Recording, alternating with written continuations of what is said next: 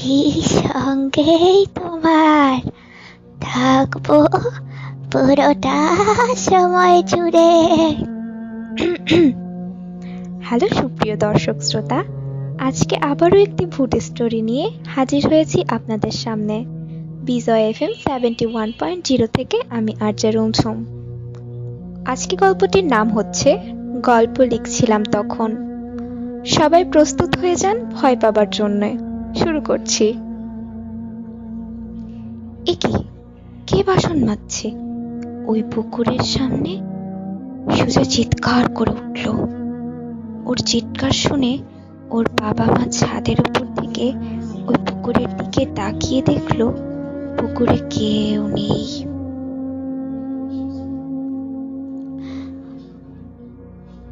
ওনারা সুজয়কে এরপর ঘরে নিয়ে যায়। এই পুকুরটার একটা কোটা আছে। প্রত্যেক বছর একটা করে প্রাণীকে নিজের কাছে টানবেই সে। একটা মানুষ হোক কিংবা পশু। লোকমুখে প্রচলিত আছে ওই পুকুরটা যেদিন কাটা হয়েছিল তখন 1990 সাল। চারিদিকে জঙ্গল আর জঙ্গল, খুন খারাপি লেগেই থাকতো। এই পুকুরের নিচে এক পাগলি বুড়িকে খুন করে পুঁতে রাখা হয়েছিল।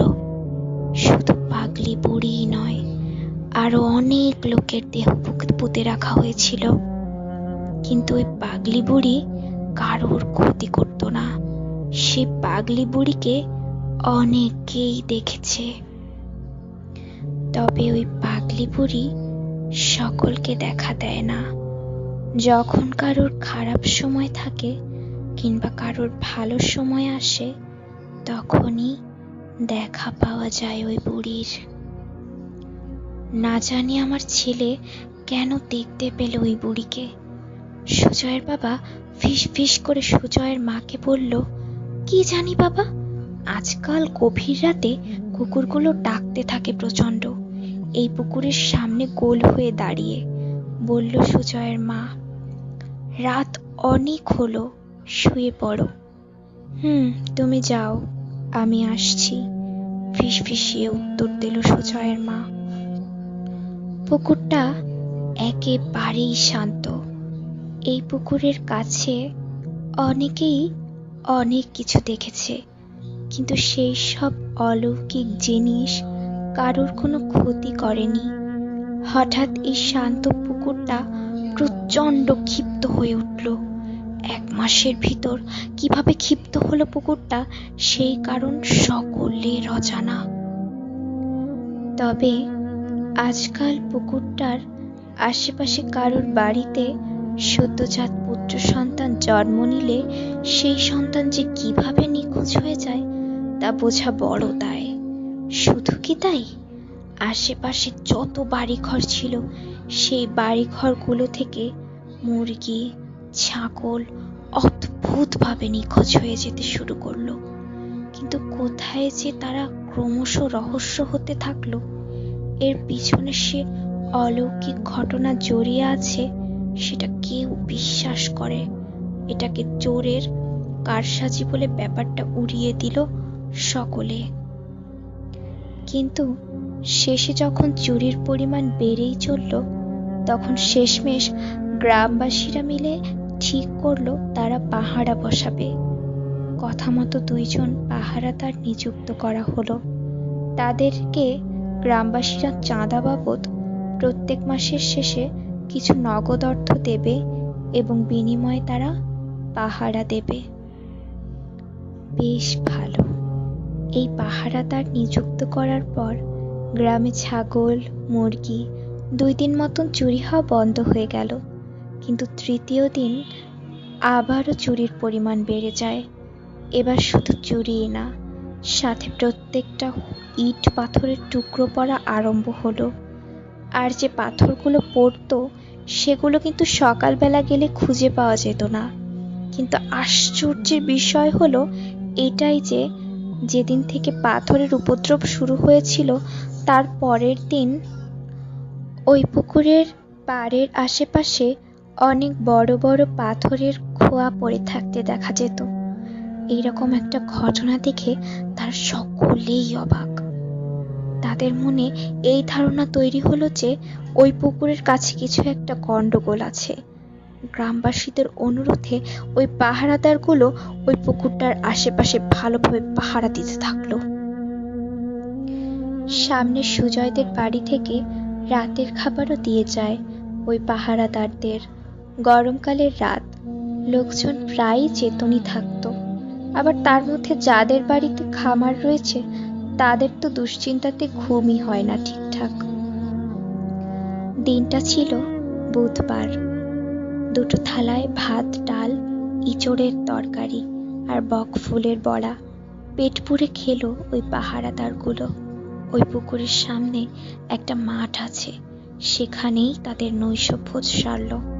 তারপর অমিত বলে উঠল, যাহ রতন, থালা দুটো দিয়ে আয় সুজনের বাড়িতে, আমি ততক্ষণে হাত পা ধুয়ে নিই।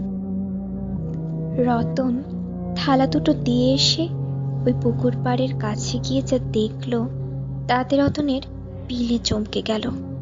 রতন দেখলো অমিতকে 4 থেকে 5 জন মোটা কালো কুৎসিত পেটে মানুষ চাপটে ধরে চালের মাঝখানের দিকে নিয়ে গেছে। চাঁদের আলোয় তাদের মুখের গঠন না দেখা গেলেও ওরা 4-5 জন ছিল, তা রতন বুঝতে পারল। রতন একটা চিৎকার করে ওঠে। ওর চিৎকার শুনে আশেপাশের বাড়ির লোকেরা দৌড়ে আসে। তারাও দেখলো এই দৃশ্য। পরের দিন সকালে অমিতের লাশ ভেসে ওঠে। গ্রামবাসীরা তো জলে নামতে পর্যন্ত ভয় পাচ্ছিল।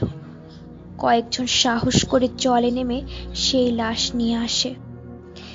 এই খবরটা ধীরে ধীরে পুরো গ্রামে ছড়িয়ে পড়ল।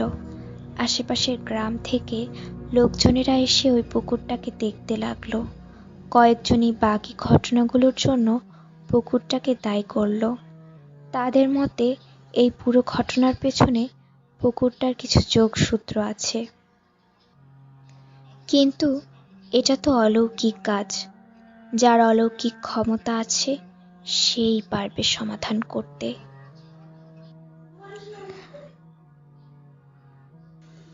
শেষমেশ অনেক তান্ত্রিক, ওঝা, সন্ন্যাসীদেরকে বলা হলো এর সমাধানের জন্য, কিন্তু তারা কেউ রাজি হলেন না।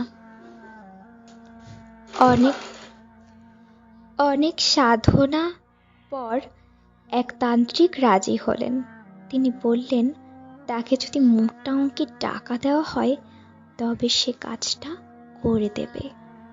ইতোমধ্যে খবর এলো রতন নাকি মারা গেছে। কয়েকদিন জ্বরে ভুগছিল, জ্বরের ঘোরে ভুলভাল বকছিল। এরপর এক সময় সে মারা যায়।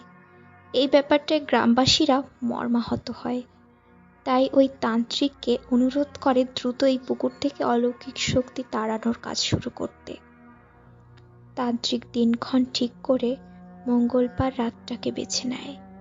ভর আমাবস্যা ছিল সেদিন, রাত 11টা।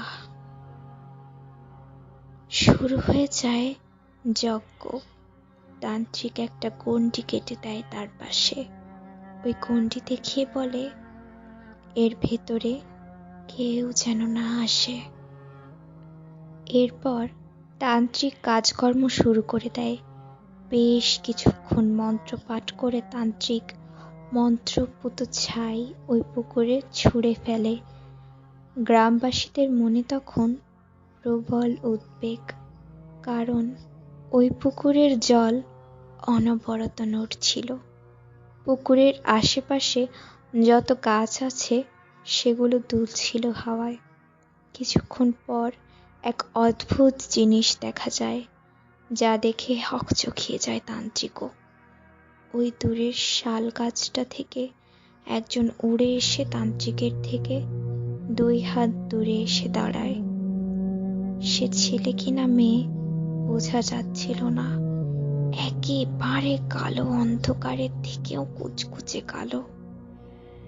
তান্ত্রিক নিজের হাতে একটু জল ও ঘি নিয়ে ওই আগুনের উপরে বেশ কিছুক্ষণ ঘুরিয়ে ওই কালো অবয়বটার উপর ছুঁড়ে মারে।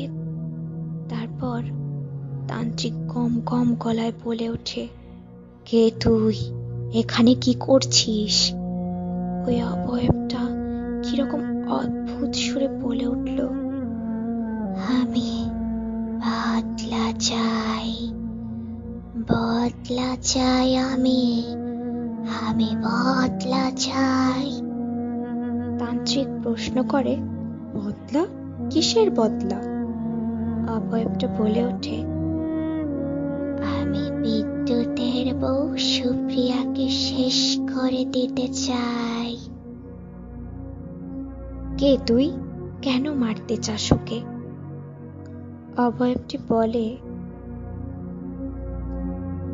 আমি এতকাল ধরে পুকুরে পড়ে আছি, কারোর কোনো ক্ষতি করিনি, কিন্তু এই সুপ্রিয়া, ছি, কি নীচ মানসিকতা। একে হয় তোরা শাস্তি দে, না হয় ওকে আমার কাছে দিয়ে দে। কেন? কি করেছে সুপ্রিয়া তোকে? তান্ত্রিক উঁচু গলায় শুধায়। ও ভর দুপুর বেলায় কয়েকদিন আগে সৈকতের বাড়িতে যায়। সৈকতের মা বাবা সৈকত কেউই ঘরে ছিল না। সৈকত স্কুলে গিয়েছিল, সৈকতের মা গিয়েছিল জল আনতে, আর সৈকতের বাবা কাজে। সৈকতের মায়ের সাথে একটু ভাব ছিল সুপ্রিয়ার, আর সৈকতের তো সদ্য একটা বোন হয়েছে। সৈকতের বাড়িতে গিয়ে কাউকে না দেখে সুপ্রিয়া সৈকতের বোনের সাথে খেলতে থাকে। কোলে নিয়ে ওইটুকু ছোট মেয়েকে, কি নাচন কোদন। কিন্তু হঠাৎ হাত ফসকে মাটিতে পড়ে যায় সৈকতের বোন। এদিকে সৈকতের মাও ঘরের দিকে আসতে থাকে। ওই বাচ্চা মেয়েটার মধ্যে কোনো হেলদোল না দেখে অপরাধের ভয়ে ওই ছোট মেয়েটাকে ভর দুপুরে নিয়ে আসে পুকুর পাড়ে। বাচ্চাটাকে নিয়ে পুকুরের শেষ প্রান্তে গিয়ে ভাসিয়ে দেয় একটা ড্রামের মধ্যে করে, আর ড্রামটার সাথে ইট বোঝাই করা কয়েকটা বস্তা বেঁধে দেয়। ছি, বিবেক বাঁধেনি ওই সুপ্রিয়ার। ও দাদা, কি হলো ও দাদা? শরবত নেবেন নাকি? একেবারে ধড়মড় করে উঠলাম। আসলে কানে হেডফোন দিয়ে মোবাইলে গল্প টাইপ করে লিখছিলাম। মামা বাড়ি যাচ্ছিলাম ট্রেনে করে। তো কে যেন ডাকছিল আমায়। আমি জানালার বাইরে তাকালাম, দেখি এক আমপোড়া শরবত বিক্রেতা। আমি তো ভয় পেয়ে গেছিলাম। আমার শরবত লাগবে বলে আমি ট্রেনের জানালাটা বন্ধ করে আবারও কানে হেডফোন দিয়ে গল্প লেখায় মন দিলাম।